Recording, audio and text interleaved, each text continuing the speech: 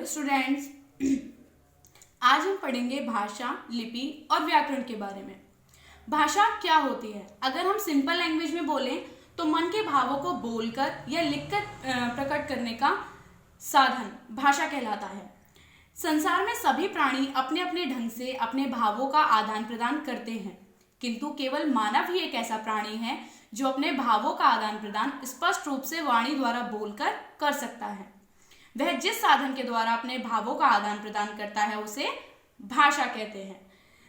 देखिए बेटा, मनुष्य ही एक ऐसा प्राणी है जो अपने भावों को और विचारों को बोलकर भी बता सकता है और लिखकर भी बता सकता है। देखिए बेटा, आपको दो चित्र दिए गए हैं नीचे। पहले चित्र में है शिक्षक ने छात्रों को समझाया और दूसरे चित्र में लिखा है अध्यापिका ने बोर्ड पर लिखा कि संगठन में शक्ति है। यह दोनों ही भाषा के रूप हैं। इसके बारे में हम अभी आगे पढ़ेंगे। शिक्षक ने बोलकर छात्रों को समझाया और अध्यापिका ने लिखकर अपनी बात छात्रों को बता रही है। ये दोनों कार्य भाषा के माध्यम से ही हुए हैं। इस प्रकार भाषा द्वारा अपने मन की बात दूसरों तक प्रकट की जाती है और दूसरों के मन की बात समझी जाती है। जिस साधन के द्वारा मनुष्य अपने मन के भाव और विचार प्रकट करता है तथा दूसरों के मन के भाव और विचारों को समझता है उसे भाषा कहते हैं। आई होप आपको भाषा के बारे में समझ में आ गया होगा। नेक्स्ट हम पढ़ते हैं भाषा के रूप कितने होते हैं। बेटा, भाषा के दो रूप होते हैं, मौखिक भाषा और लिखित भाषा। हम पढ़ेंगे अब मौखिक भाषा के बारे में। जब मनुष्य अपने विचारों को बोलकर प्रकट करता है और दूसरों के विचारों को सुनता है उसे हम मौखिक भाषा बोलते हैं। जैसे हम एक उदाहरण ले लेते हैं। नेताजी सभा में भाषण दे रहे थे और श्रोता सुन रहे थे। तो बेटा, ये एक मौखिक भाषा का उदाहरण है, क्योंकि यहाँ पर बोलकर अपने भाव प्रकट किए जा रहे हैं।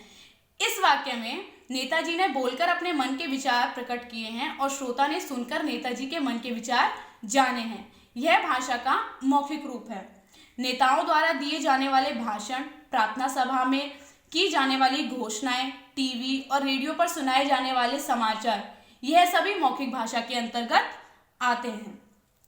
नेक्स्ट है हमारा लिखित भाषा। लिखित भाषा को हम इंग्लिश में क्या बोलते हैं? Written language. जब हम अपने मन के भाव और विचार लिखकर प्रकट करते हैं तथा दूसरों के मन के भावों और विचारों को पढ़कर जानते हैं तो उसे लिखित भाषा कहा जाता है। जैसे अक्षय ने स्कूल जाते हुए सड़क पर एक स्थान पर लिखे विज्ञापन को पढ़ा, जिसमें लिखा था पर्यावरण सुरक्षा, पेड़ पौधे लगाओ, पर्यावरण बचाओ। यह लिखित भाषा का रूप है।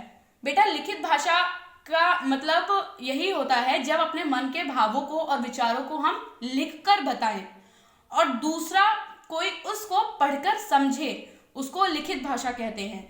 इसमें हम इसके उदाहरण भी ले सकते हैं। हम समाचार पत्र, पुस्तकें, पत्रिकाएं, पोस्टर तथा पत्र, ये सब लिखित भाषा में आते हैं क्योंकि हम इनको पढ़कर समझते हैं। एक एग्जाम्पल हम अपने स्कूल का भी ले सकते हैं कि हमारे स्कूल में बहुत सारे डिस्प्ले बोर्ड्स लगे हुए हैं और डिस्प्ले बोर्ड्स पर बहुत कुछ लिखा हुआ है। उन सभी जो लिखा हुआ है सभी स्टूडेंट्स उसको पढ़कर समझते हैं, तो वह भी एक लिखित भाषा का ही रूप होता है। अब हम पढ़ेंगे लिपि के बारे में। हमारे देश में कई भाषाएं बोली जाती हैं। भाषा का लिखित रूप भाषा की लिपि कहलाता है, या फिर हम बोल सकते हैं कि भाषा के लिखने के ढंग को भी हम लिपि कहते हैं। जो ध्वनि चिन्हों का प्रयोग किया जाता है भाषा को लिखने के लिए उसको लिपि कहा जाता है। जैसे हिंदी व संस्कृत भाषा की लिपि देवनागरी है, अंग्रेजी की लिपि रोमन, पंजाबी की लिपि गुरुमुखी तथा उर्दू की लिपि फारसी है। नेक्स्ट है हमारा व्याकरण। प्रत्येक भाषा के लिखने और पढ़ने के लिए कुछ नियम होते हैं।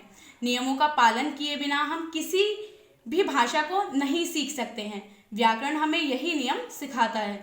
अतः व्याकरण वह शास्त्र है जो भाषा को शुद्ध रूप से लिखना, पढ़ना और समझना सिखाता है। व्याकरण को हम कह सकते हैं कि भाषा का शुद्ध रूप जो होता है, जो हमें शुद्ध रूप का ज्ञान कराता है, उसको हम व्याकरण कहते हैं। जैसे एक एग्जाम्पल लिया जाए तो बोल सकते हैं खरगोश को काटकर गाजर खिलाओ, तो यह अशुद्ध वाक्य है क्योंकि इसका कोई मतलब नहीं है। अब अगर हम इसको करेक्ट करते हैं और बोलते हैं गाजर काटकर खरगोश को खिलाओ, तो यह शुद्ध रूप हुआ। तो व्याकरण यही होता है जो हमें भाषा के शुद्ध रूप का ज्ञान कराए, उसको व्याकरण कहा जाता है। आई होप आपको यह चैप्टर अच्छे से समझ में आ गया होगा। Thank you.